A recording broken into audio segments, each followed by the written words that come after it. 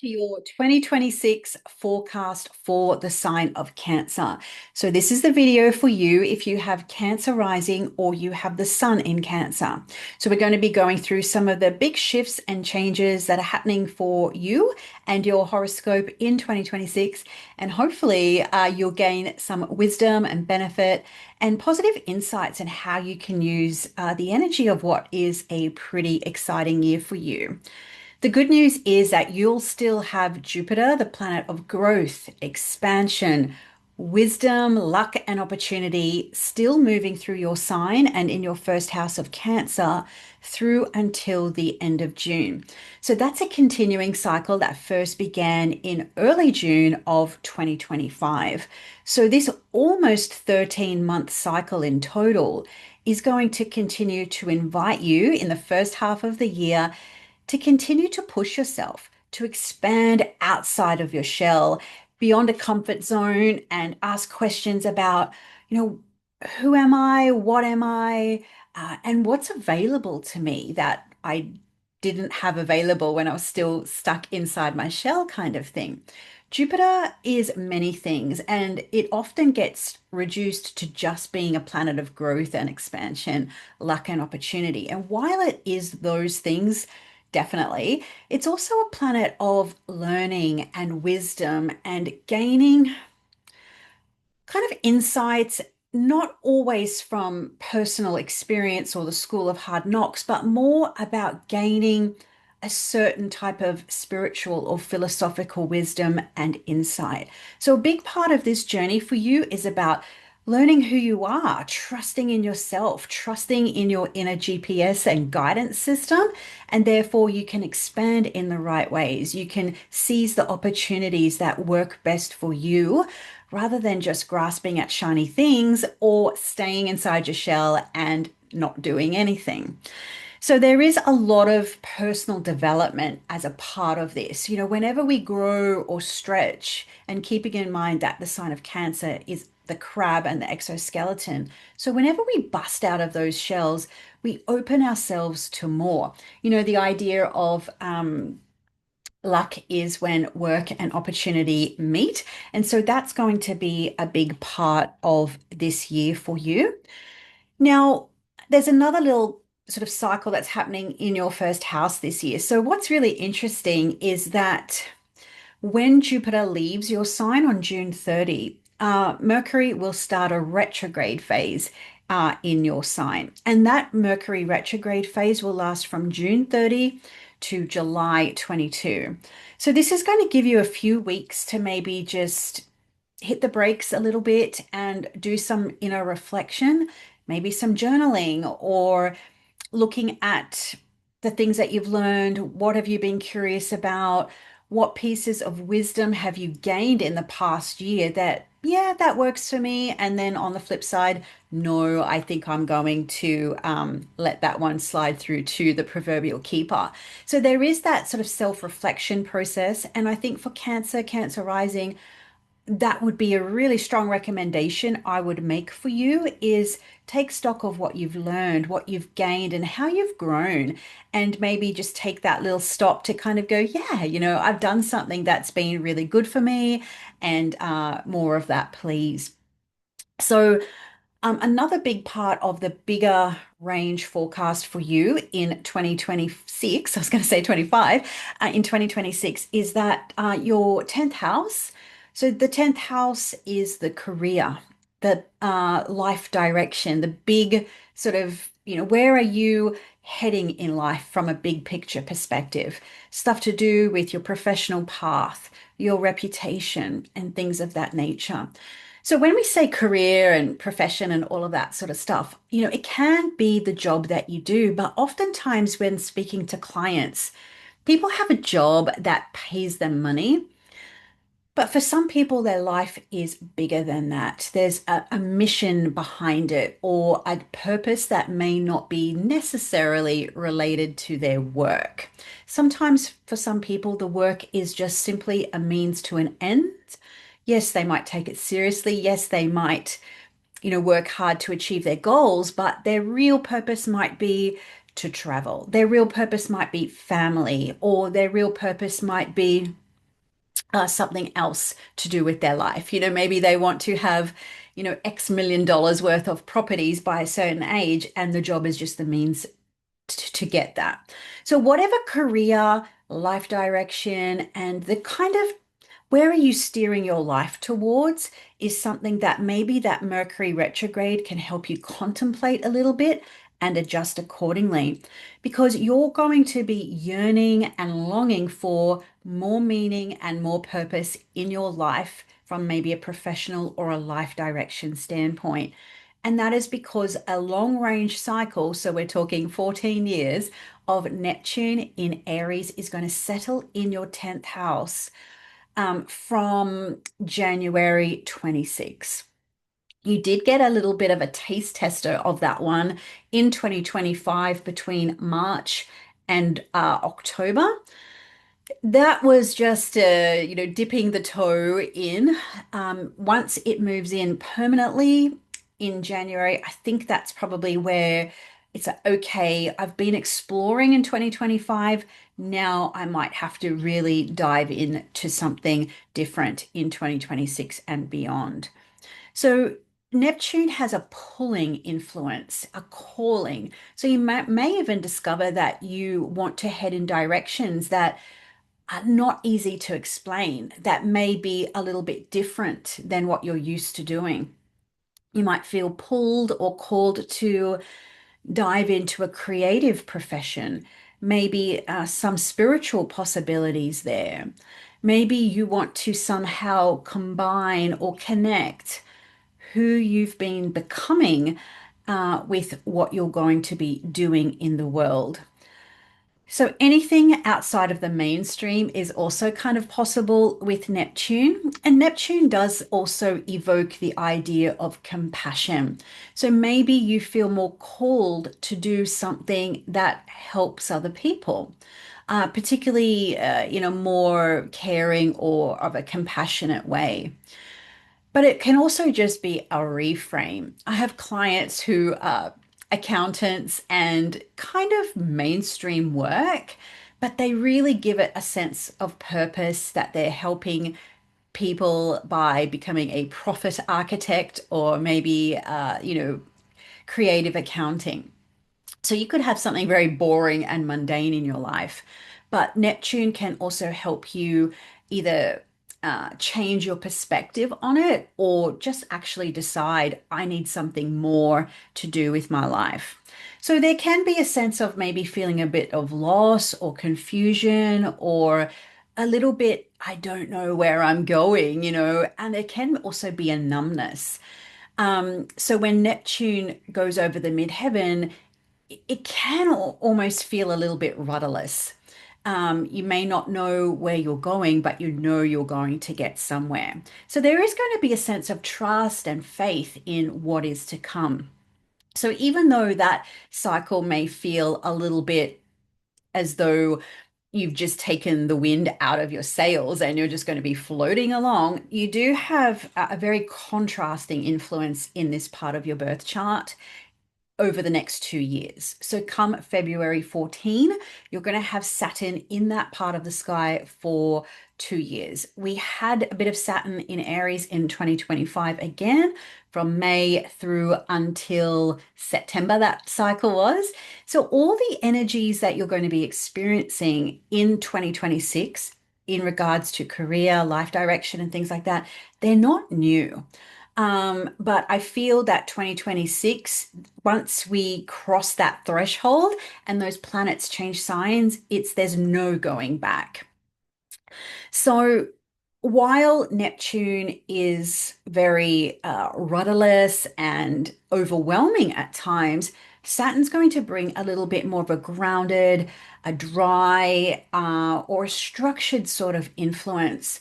One of the ways I think about the combination of Saturn and Neptune is that when you feel a little bit lost or you're, just floating in the ocean, if you've got a life raft, or at least as far as Saturn's concerned, a block of wood to cling to, then you can hold on, right? If you've got something that you can just focus or harness your energy towards, Uh, and that can give you that consistency, that discipline, even if you're not really sure where you're going, that effort, that hard work, that a little bit of the nose to the grindstone will lead you to where you want to go, even if you're not completely sure of the how or the when, or, it's sort of manifestation 101, right? We still do the work with the hope, the faith, all of that Neptunian sort of stuff that you're going to get wherever it is that you want to be. So the combination can also give you some rewards and recognition for a long held dream. So maybe you've had a dream in your heart for a long time of something you wanted to be, do in your life. And this combination can help you really realize that. You might, you may not know what it looks like yet, but you are going to do what it takes to realize it in some way. There might be also other situations that are a potential of this combination where you reach the top of that proverbial mountain. So the 10th house in the birth chart can be a little bit like the crown of the chart because it's very top, the very top of it. So, if you've climbed a career ladder and you've reached a certain position, of authority or wisdom or experience in a particular role, industry, or what have you, and then you realize, oh, okay, well, this isn't actually what I thought it was going to be. And there could also be a little bit of a period of maybe disillusionment or a dissolving. So, sometimes it can go in a really positive way, and sometimes it can go in a seemingly not so positive way. But I think there's also the idea of, even if there is some rejection or disillusionment or things don't turn out how you think or how you wanted them to, sometimes there's that course redirection. So, with the oceanic themes of Neptune, sometimes I think it can be, you could use the idea of adjusting the sails, go in a different direction. Neptune in a fire sign might be more about for you in 2026 and beyond when it comes to your career, when it comes to your life direction. What actually inspires you? What actually fans your flames? Or what ignites the spark? And finding that passion, that purpose, and that sense of meaning is probably going to be more of a thing for you in 2026 and beyond. Money. Okay, so because there's so much talk around where you're going, let's talk about what you're earning. So in 2026, it's actually a super, super abundant cycle for you. And that will continue through until halfway into 2027. Because as Jupiter leaves your sign, it will then move into the following sign, Leo, which represents for you your second house. Second house is about money, it's about cash flow, it's about confidence, it's about your skills and about sustenance. All of those things in our life that help to rise us up. Money helps, food, all of those kind of basics in life that sustain our physical bodies and our physical existence. So when Jupiter comes in there, that expansive growth opportunity type of planet moving into that part of the sky, energetically, it's going to be easier for you to tap into the flow and the spiritual energy of money. So you will find it easier to attract it. You'll find it easier for you to just pull it in, whether that is through the hard work, effort, and toil, or whether it's just kind of here I am, type of energy with Leo and just, pulling it in. So how might that work practically? Well, there's a few ways. You might be able to get a pay raise. You might be in a good position to attract money via that avenue. If you are in business for yourself, it might just be a bit of a boon period for you.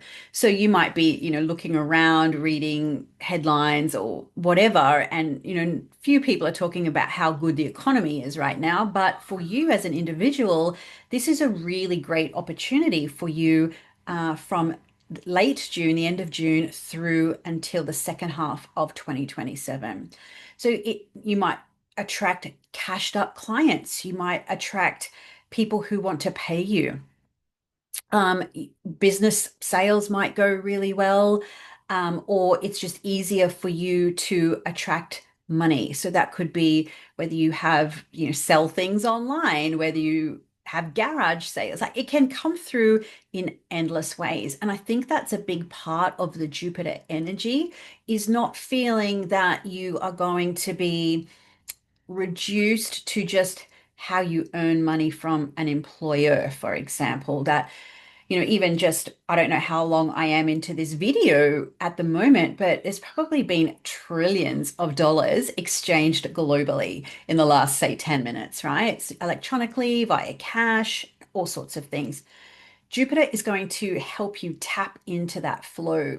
Because Jupiter is a planet of learning, of wisdom, of belief, and philosophy, it could also be a very helpful period for you to work on your money metaphysics, and learn about that and open yourself up to those ideas. Jupiter in Leo is definitely a confidence booster. And that is a big part of making money is believing in yourself and having the confidence that, you're worthy of it.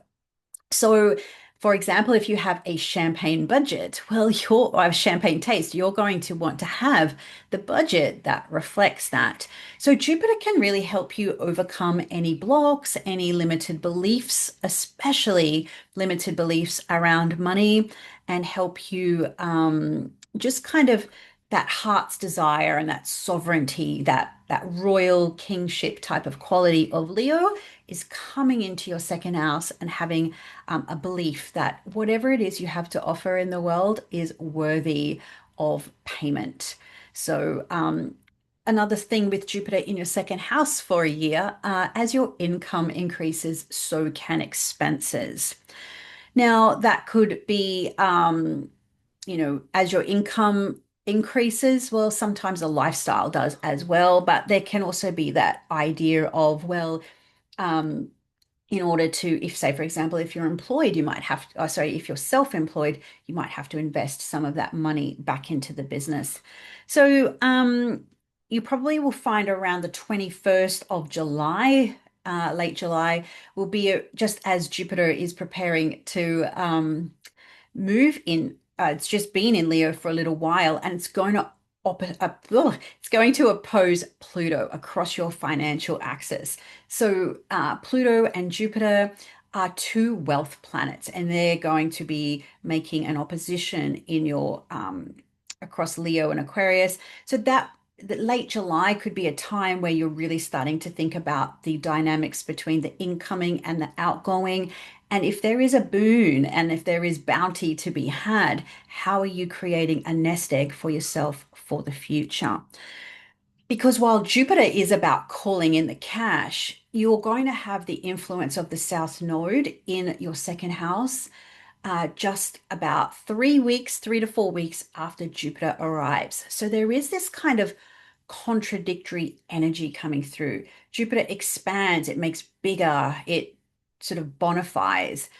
South Node has a bit of a reductive quality or a leakage quality. So we can see how, yes, you might be earning more, but there's also the possibility of leaking cash or spending more, letting it go. But that is also part of the ebb and the flow of money. If you're hoarding too much, sometimes that money flow can stop. Money is meant to be circulated, so that might be something that can help you manage the energy of cash. Together, the spiritual energy of Jupiter combined with the spiritual energy of the South Node can really, again, help you tap into the energetics and the metaphysics of money and trust in it more. There's so many ways to create abundance of all types, not just money in your life, rather than just kind of being a slave to the wage. So when we can expand and open up our mind and our concepts around money and our beliefs and what we're taught culturally and in society versus what's actually true, we can really change our perception of money and abundance. So you're going to have a really potent new moon on the 13th of August, which happens to be an eclipse. So that's going to really energize things financially for you. Now, relationships. So a lot of people always want to learn. I can't even talk this morning.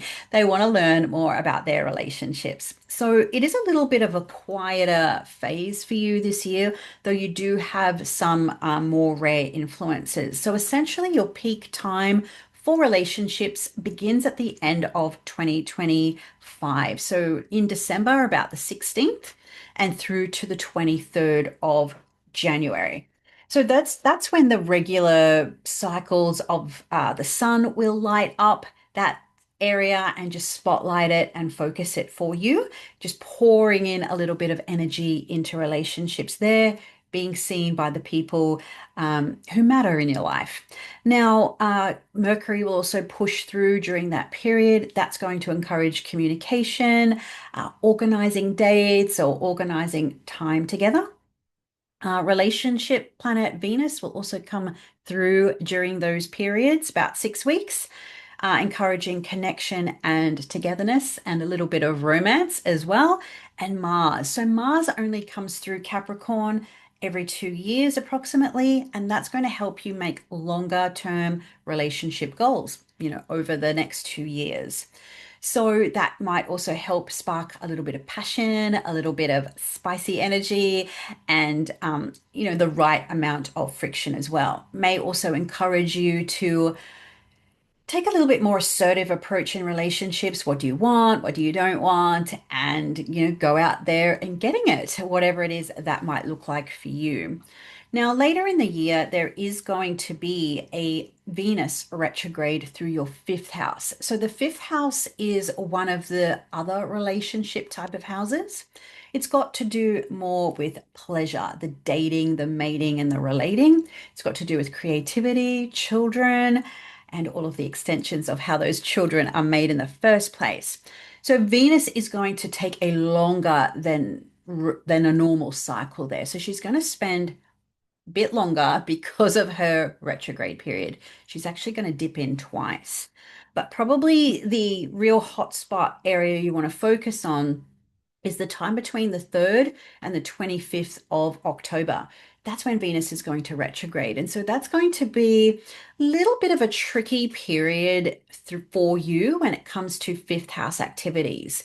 So, how you have fun, how you indulge in the simple pleasures of life, how you relate to other people in terms of dating, maybe it's connection, having fun together, even just your own personal creative hobbies and outlets, entertainment, fun, joy, happiness. And as you've been changing so much with Jupiter in your sign, um, as well, you might want to expand into new avenues of joy and happiness. So it is really about, what do you want in those areas and reassessing that and working through those areas.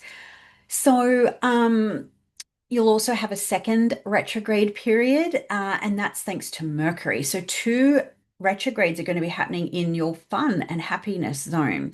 So, 24th of October, so just as Venus ends her retrograde, Mercury is going to begin it, and that will last from the 24th of October to November 14. So, as you start to deeply feel and reassess what your relationship values are, what you want out of life, what you want out of happiness, what you want out of joy, what feels good to you in many levels of life, then at some level you may need to communicate that with somebody, even if it's just within your own self. So Mercury retrograde may bring some snafus and delays around joy and happiness as well, but it is going to be a deeper dive into desire or when it comes to other people in particular. So the adventure and the travel section is also kind of busy for you, and you're going to continue to be hungry for new experiences earlier in the year. The ninth house is your adventure and travel sector, and for you, that's ruled by the sign of Pisces. That's been an active space for many years at this point, but there's a little bit more to come because the North Node will still be there. Now, the North Node is a point of hunger, it is a point of ambition and desire, and it will be there until about the 27th of July. Now, that will open you up to new experiences, to new opportunities, whether it's study, whether it's learning, whether it's academia. Maybe it is for travel, spiritual experiences, religious, esoteric, astrological. It is really about connection to the divine when we're talking about the ninth house. There will also be a Mercury retrograde there for you as well. And that's going to happen between the 26th of February and the 21st of March. So if you are traveling in around those dates, do make extra time or anticipate that there might be some delays or snafus or mistakes around travel plans, itineraries, lost luggage, missed flights. Those types of things can happen.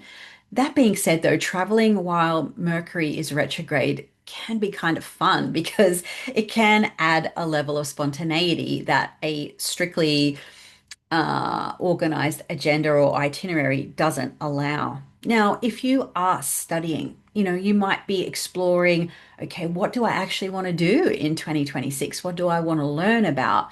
Um, whether you're looking to study astrology, maybe you want to start a uni degree, maybe you want to just dabble in different topics of interest.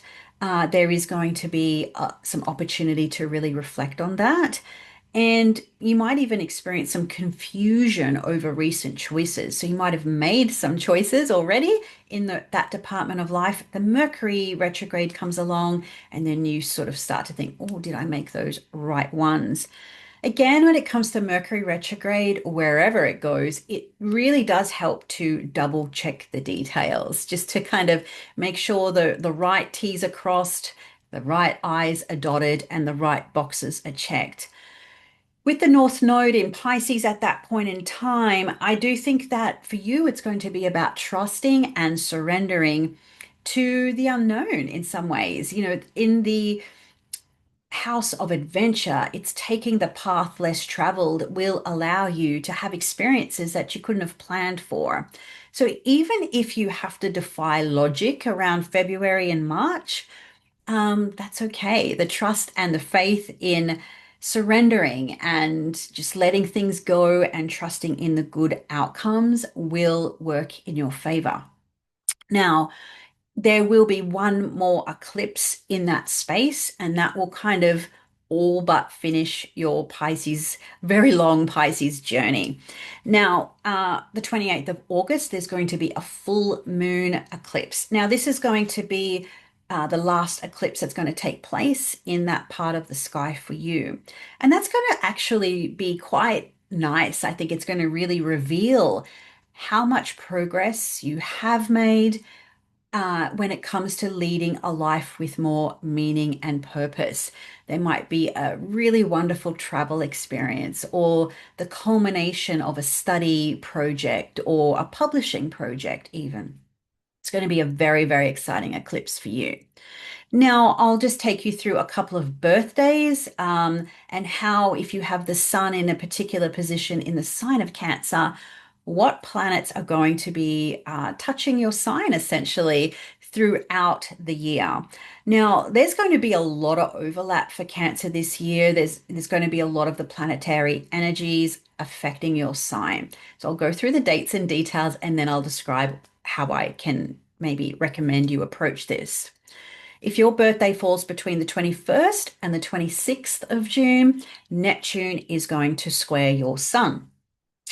So that can be an interesting time where life can feel perhaps a little bit insubstantial for a little while. Maybe there's fatigue, there's confusion, maybe there's a shift in how you want to be seen or how you want to creatively express yourself. Exploring your mystical or magical side is going to be rather important for you. Um, even if you feel a little bit overwhelmed or lacking in focus, that can definitely be a feeling when Neptune is in play. When Neptune is strong in your birth chart, it's going to square your sun if you're an early Cancer, and then, of course, it will also be doing so from the 10th house. I think don't swim against the tide. You know, the more you swim against the tide, if you're caught in a rip, the more likely you are to drown. So there is a real invitation with Neptune to go with the flow, keep your wits about you, but don't try and fight the direction you're being pulled in. The 21st of June through to the 8th of July, Saturn is going to be forming a square to your sun. So this is going to test your limits a little bit, and Saturn will demand more from you. It's going to ask you to step up, be responsible, make adult-like choices. It's also going to help you establish some boundaries and really know where your limit is and maybe not go past that. Neptune's going to sort of want you to maybe, go beyond it, but Saturn's going to call you back. So I think, yes, by all means, expand the boundaries, expand a little bit more than where your comfort zone currently is. But that doesn't mean you have to go from one extreme to the other. Saturn's going to still ask you to have solid footing, to know where you're going, and also work towards something that's got a longer term gain or benefit.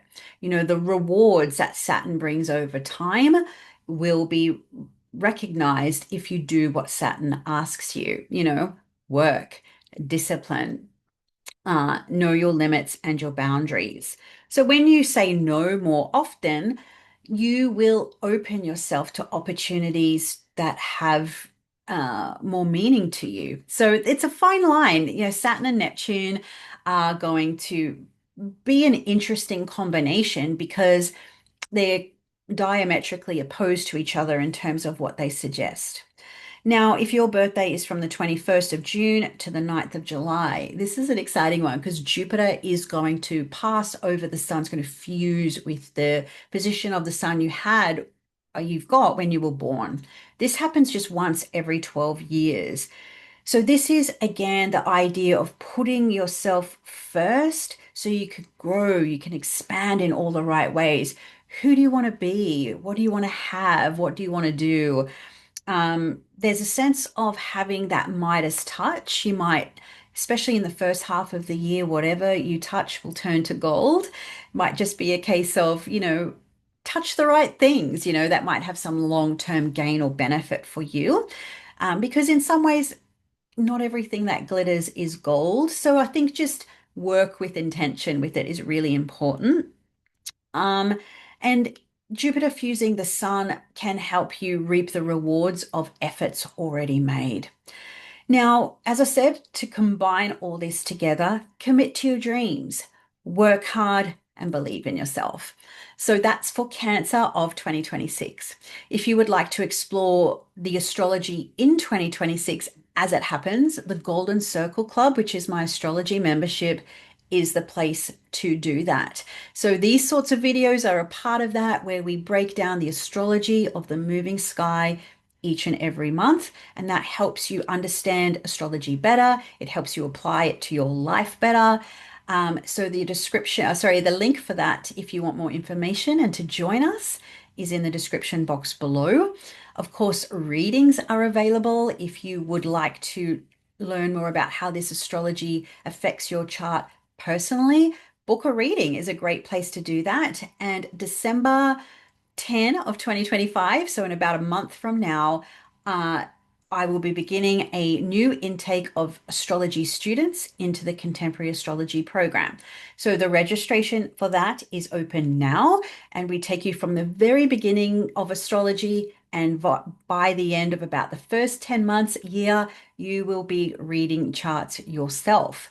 So, and then of course we move into level 2, which is predictions and timing. So there's plenty of astrology on offer in 2026. It's just how you want to go about obtaining it. So my website link is below, and I look forward to connecting with you as we move through 2026 and celebrate all this great astrology.